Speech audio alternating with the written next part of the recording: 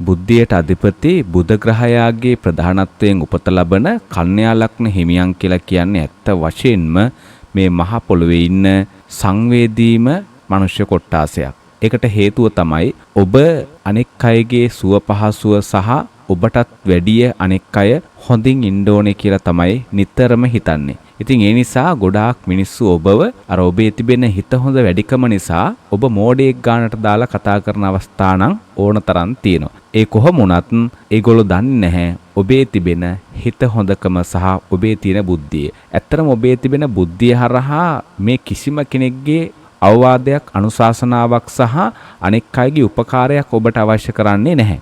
ඔබ තනිවම නැගිටින්න පුළුවන් කෙනෙක්. ඒ නිසා ඒ පිළිබඳව දන්නේ ඔබ පමණයි. නමුත් ඔබ කල්පනා කරනවා අනෙක් අය තමන් වගේම දියුණු වෙන්න ඕනේ කියලා. ඉතින් එහෙම හිතපු නිසා තමයි පහුගිය කාල සීමාවේ ඔබට වැරඳුනේ ජීවිතේ. ඉතින් ඒ නිසා 2026 වර්ෂයේ ආරම්භය සමගම මම හිතනවා මේක අහන ඔබ මුල් කාලේ ඉඳලම ඔබට යම් වෙනසක් පේනවා ඇති. ජනවාරි ඉඳලම ඇත්ත වශයෙන්ම කන්‍යා ලග්න හිමියන්ට මේ වර්ෂය හොඳයි. ඒ වගේම තමයි දැන් මේ කාලයත් අප්‍රේල් සහ මැයි කියන මේ කාලයත් නරක නැහැ. මේ කාලයත් ඇත්ත වශයෙන්ම හොඳ ප්‍රතිඵල අත්පත් කරගන්නට හැකියාව පවතින කාලයක් කන්‍යා ලග්න හිමියන්ට. ඔබට පුළුවන් channel එක subscribe කරලා නැත්නම් අනිවාර්යයෙන්ම subscribe කරලා තියාගන්න කියලා මතක් කරනවා. මම මේ වගේ වටිනා වීඩියෝ එකක් දාපු සැනින් ඔබට නැරඹීමේ හැකියාව පවතින නිසා මේ කාලය පහුගිය කාලයට වැඩිය වගකීමෙන් සහ බුද්ධිමත්ව තීරණ ගන්නට ඕන කාලයක්. ඒ මත තමයි ඔන්න සාර්ථකත්වයේ රඳා පවතින්නේ මේ මාස දෙක තුල.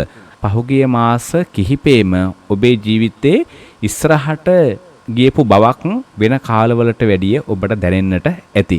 හැබැයි ඔන්න අප්‍රේල් සහ මැයි මාස කියලා කියන්නේ ඔබ අර නැවතත් අර පරණ පුරුදු මතුවෙන්න ගන්නවා. මොකද අර පහුගිය වර්ෂවලදී ඔබ ගොඩක් මිනිස්සුන්ව විශ්වාස කරලා ගොඩක් තැන්වල ජීවිතේ වරද්දාගත් අවස්ථා තිබුණා. හැබැයි ඔබ 2026 ආරම්භ වෙනකොටම ඔබ මේ දේවල් කල්පනා කරමින් තමයි පටන් ගත්තේ. මම කිසිම අවස්ථාවක නැවත කිසිම පුද්ගලයෙක් විශ්වාස කරන්නේ නැහැ සහ තමන් කරන දේවල් කිසිම කෙනෙකුට කියන්නේ නැහැ කියලා.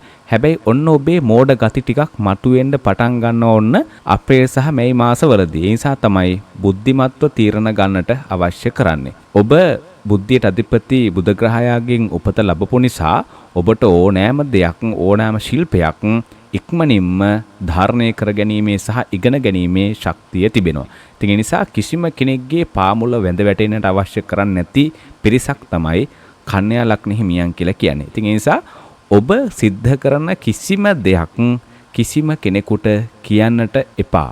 ඔබගේ ආදායම කොච්චරද? ඔබ මොනවද මුදල් උපයන්නට කරන්නේ? මේ කිසිම දෙයක් ඔබ කිසිම පුද්ගලයෙකුට කියන්නට එපා.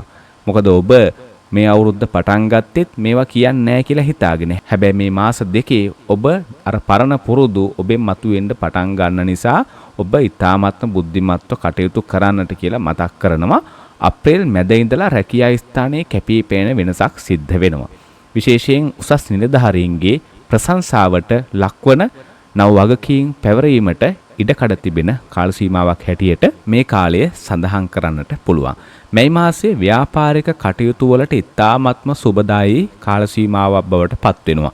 විශේෂයෙන් විදේශීය සම්බන්ධතා මත කරන ව්‍යාපාර වලින් වැඩි ලාභ අපේක්ෂා කරන්නට පුළුවන්. ඒ වගේම මේ මාසයේ නව ආයෝජනයන් සඳහා ඉතාමත්ම සුදුසු කාල සීමාවක් හැටියට සඳහන් කරන්න පුළුවන්. විශේෂයෙන් මේ මාසයේ දෙවන සතියේ ඉඳන් ඉතාමත්ම සුදුසු කාලයක් තමයි ඔබට මේ එළඹලා තිබෙන්නේ. මූල්‍ය තත්ත්වයේ පිළිබඳව කතා කරොත් එහෙම ආර්ථිකය අතින් ඔබ මේ වෙනකොටත් මම හිතනවා ශක්තිමත් වීගෙන යන කාලයක්.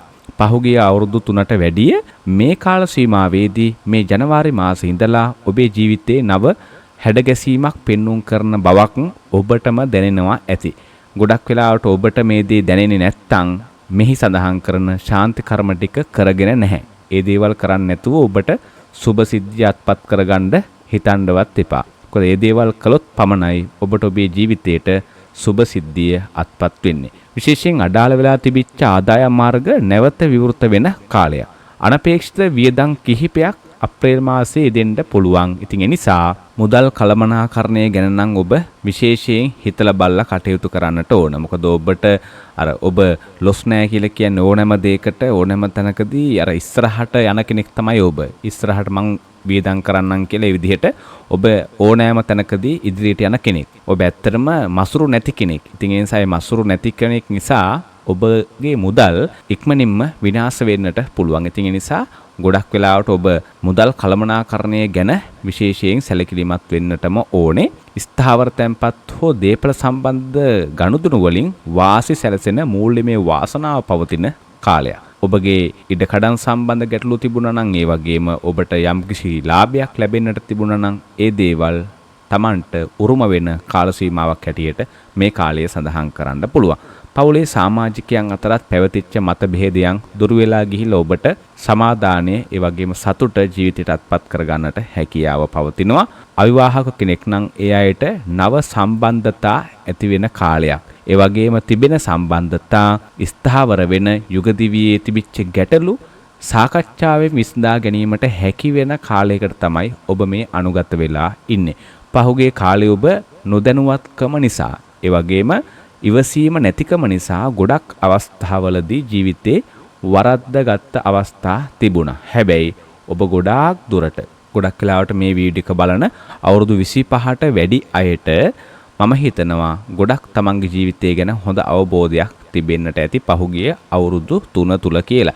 ඒ නිසා ඔබ මේ වෙනකොට ජීවිතේ ඉවසීම ප්‍රගුණ කරන කෙනෙක් බවට පත්වීගෙන යනවා.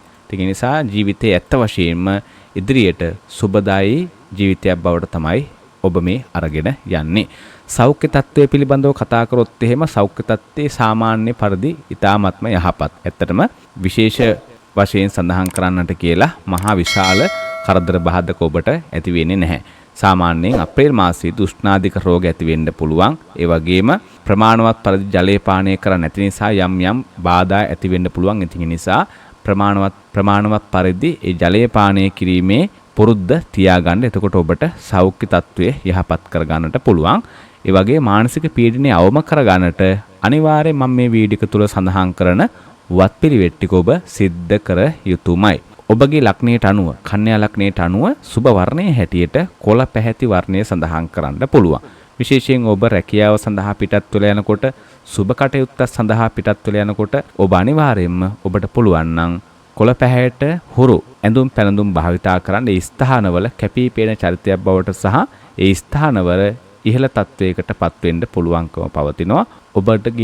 ඔබගේ ලග්නයට අනුව සුබ දවස හැටියට බදාදා දවස් සඳහන් කරන්න පුළුවන්. ජය අංකය 5 අංකය සඳහන් කරන්න පුළුවන්. ඉතින් මේ පලාපල කතනය ඔබගේ කේන්ද්‍රය බල්ලා සිද්ධ කරපු කතනයක් නෙවෙයි. කන්‍යා ලග්න හිමියන්ට පොදුවේ සිද්ධ කරපු පලාපල කතනයක්. ඉතින් ඒ නිසා මේ කාරණා අනිවාර්යයෙන්ම 80%ක්වත් සත්‍යයි. මොකද ඔබේ කේන්ද්‍රය බලන්න නැතුව ඇත්ත වශයෙන්ම කියන්නට පුළුවන් කමක් නැහැ මොන වගේ බලපෑමක්ද තිබෙන්නේ කියලා. ඒ කොහොම වුණත් ඔබගේ කේන්ද්‍ර පරීක්ෂාවට ප්‍රථමව මෙහි සඳහන් කරන ශාන්ති කර්ම ටික කරලා ඉන්න. මොකද ඔබ කේන්ද්‍ර පරීක්ෂාවට අද කාලේ රුපියල් 3500ක් විතර වැය කරන්න සිද්ධ වෙනවා. ඉතින් ඒ වගේ වියදමක් කරනවට වැඩිය ඒ මුදල් වලිනුත් ඔබට පුළුවන් නම් අර මේ සඳහන් කරන ශාන්ති කර්ම වලින් කිහිපයක් හරි කරන්න සතුන්ට ආහාර වේලක් හරි දෙන්න පුළුවන් නම් ඇත්ත වශයෙන්ම ඔබට ඔබේ ජීවිතේ සුබ සිද්ධිය අත්පත් කරගන්නට හැකියාව පවතිනවා. කමෙන්ට් දාන්නට එපා මට මම කිසිම අවස්ථාවකදී මුදල් අරගෙන මේ කටයුතු සිද්ධ කරන්නේ නැති බව ඉතාමත්ම කරුණාවෙන් ඇත්තටම සිහිපත් කරන්නේ. ඔබ සඳහා තමයි මේ වීඩියෝස් මේ විදිහට අරගෙන එන්නේ. ඒ වගේම විදේශ ගමන් සිහිනය පිළිබඳව කතා කරොත් එහෙම විදේශගත වීමට බලාපොරොත්තු වෙන සිටින කෙනෙක් නම් පහුගිය කාලේ තිබිච්ච බාධාවන් ඉවත් වෙලා ගිහිල්ලා ඔබට ඒ කටයුතු සාර්ථකමත් කරගන්නට පුළුවන්කම පවතිනවා. විශේෂයෙන් අධ්‍යාපන කටයුතු සඳහා විදේශගත වීමට උත්සාහ කරන අයටත් මේ මාසයේ ඉතාමත්ම සුබඵල අත් කරගන්නට පුළුවන් කාල සීමාවක් හැටියට තමයි කතා කරන්නට පුළුවන්කම පවතින්නේ සඳහන් කරන්නට පුළුවන්කම පවතින්නේ. ප්‍රසිද්ධිය සහ පිළිගැනීම පිළිබඳව කතා කරොත් එහෙම ඔබ රැකියාව කරන ස්ථානයේ සහ ඔබගේ දක්ෂතාවයන් ඇගීමට ලක්වෙන සහ විශේෂ සම්මාන හෝ ගෞරව නාම ලැබීමට ඉඩකඩ පවතින කාල සීමාවකට තමයි ඔබ මේ අනුගත වෙලා ඉන්නේ. ඉතින් ඒ නිසා ඔබගේ ජීවිතේ තව තවත් සාර්ථකමත් කරගන්නට මෙන්න මේ ශාන්ති කර්ම ටික නොප්‍රිහෙලා ඔබ සිද්ධ කළ යුතුමයි. මේවා සිද්ධ කරන්නේ නැතුව ඔබේ ජීවිතය අසාර්ථක වුණා කියලා කියන්නට එපා. බුධ ග්‍රහය වෙනුවෙන් අධ්‍යාපනයේ සහ ව්‍යාපාරික කටයුතු ඒ වගේම රැකියා කටයුතු සාර්ථක කරගන්නට වෙන මේ දේවල් ඔබ සිද්ධ කරන්න ඕන. බදාදා දවස්වල බෝධින් වහන්සේ නමකට නිල් සහ කොළ පැහැති මල් පූජා කිරීම. ඒ වගේම තරුණ ශිෂ්‍යයන්ට හෝ පාසල් දරුවන්ට පොත්පත් පෑන් වැනි අධ්‍යාපන උපකරණ ලබා දීම. ඒ වගේම මෝර පිරිත ශ්‍රවණය කිරීම සහ සජ්ජායනා කිරීම. පහන තියෙනකොට බුදුන් වඳිනකොට මෝර පිරිත සජ්ජායනා කරන්න ඒ වගේම ශ්‍රවණය කරන්නට ඊ타ත්ම සුබ පළත්පත් කර ගැනීමේ හැකියාව පවතිනවා. විශේෂයෙන් රැකියාවන් වලට තිබිච්ච බාධාවන් ඉවත් වෙලා යනවා. රැකියාවේ යම් කිසි ගැටලුවක් තිබුණා නම් ඒ දේවල් සමනය වෙලා යනවා. රාහු අපලයට වෙන්න මේ දේවල් සිද්ධ කරන්න සෙනසුරාදා හෝ බදාදා සවස් කාලයේ බෝධි පූජා පවත්වලා තෙල් වෙනුවට තල තෙල් සහ එළඟ තෙල් මිශ්‍ර පහන් 9ක් දැල්වලා ඔබ ඔබගේ ජීවිතයට ආලෝකය ලබා දෙන්නට කියලා ප්‍රාර්ථනා කරන්න. ඒ වගේම අසරණ අයට හෝ ආබාධිත පුද්ගලයන්ට නිර්මාංශ ආහාර වේලක් ලබා දෙන්න. ඉතින් මේ දේවල් ඇත්තටම ඔබට පුළුවන් නම් මාසෙකට එකපාරක්වත් කරන්නට ඔබේ ජීවිතයට සුබ සිද්ධිය අත්පත් කරගන්නට පුළුවන්කම පවතිනවා. ඒ වගේම බලු කපුටු දානයන් සිද්ධ කිරීම. ඔබට ඇත්තටම පුළුවන් නම් මාසෙකට එකපාරක්වත් මේ බලු කපුටු දානයක් සිද්ධ කරන්න ඔබේ ජීවිතයට සුබ සිද්ධියත්පත් කර ගැනීමේ හැකියාව පවතිනවා. ඉතින් මෙන්න මේ කාරණා ටික තමයි ඔබගේ ජීවිතයේ සුවපත් කරගන්නට සාර්ථකමත් කරගන්නට සඳහන් කළ යුතු කරුණු කාරණා ටික. ඉතින් මම හිතනවා ඔබට අවශ්‍ය කරන සියලුම කාරණා ටික මෙහි සඳහන් කළා කියලා. ඉතින් ඔබට පුළුවන් channel එක subscribe කරලා නැත්නම් අනිවාර්යයෙන්ම subscribe කරන්නට කියලා මතක් කරනවා. ඉතින් මේ අවුරුදු කාලේ ඔබට ඔබේ ජීවිතයට සතුට සෞභාග්‍ය උදා වේවා කියලා අවසාන වශයෙන් ප්‍රාර්ථනා කරනවා. ඔබට තෙරුවන් සරණයි, සියලු දෙවි පිහිටයි, ජේසු පිහිටයි කියලා අවසාන වශයෙන් ප්‍රාර්ථනා කරනවා.